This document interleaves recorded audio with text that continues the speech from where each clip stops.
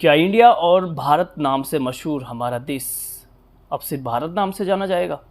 हमारा देश अब G20 की मेजबानी कर रहा है। ऐसे में G20 सम्मेलन में आने वाले मेहमानों के लिए डिनर इनविटेशन भेजा गया, जिसमें राष्ट्रपति के द्वारा एक पत्र भेजा गया, लेकिन इस पत्र में प्रेसिडेंट ऑफ इंडिया की जगह प्रेसिडेंट ऑफ भारत लिखा था। इसके अलावा पीएम मोदी के नाम से एक और तस्वीर सामने आई है, जिसमें वो दक्षिण अफ्रीका का दौरा करने वाले हैं। इस तस्वीर में भी प्राइम मिनिस्टर ऑफ इंडिया की जगह प्राइम मिनिस्टर ऑफ भारत लिखा हुआ है। वहीं 7 सितंबर को होने वाले इंडोनेशिया दौरे के एक फंक्शन की तस्वीर भी सामने आई है और इसमें भी पीएम मोदी के नाम के आगे इंडिया की जगह भारत लिखा है, जिसमें बहस छिड़ गई है कि क्या अब इंडिया नाम हटाकर सिर्फ भारत रख दिया जाएगा।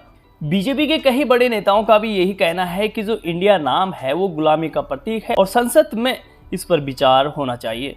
कुछ दिन पहले आरएसएस चीफ मोहन भागवत ने भी इस पर बयान देते हुए कहा था कि हम सब लोग इंडिया शब्द का इस्तेमाल करना छोड़ दें और भारत शब्द कहना प्रारंभ करें।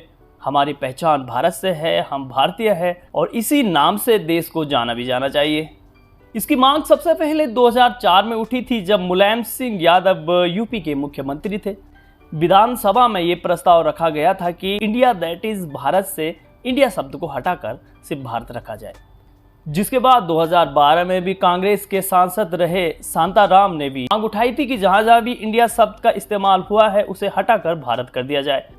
और 2014 में योगी आदित्यनाथ ने भी इंडिया शब्द को हटाकर हिंदुस्तान शब्द की मांग की थी। इसके बाद भी ऐसी कई याचिकाएं उठती रही, लेकिन इसके बावजूद सुप्रीम कोर्ट ने इन सभी मांगों को खारिज कर दिया था। तो अब सवाल ये उठता है कि इंडिया शब्द जो है वो क्या अंग्रेजों का दिया हुआ शब्द है और क्या वाकई में इंडिया शब्द को हटाकर भारत शब्द कर देना चाहिए?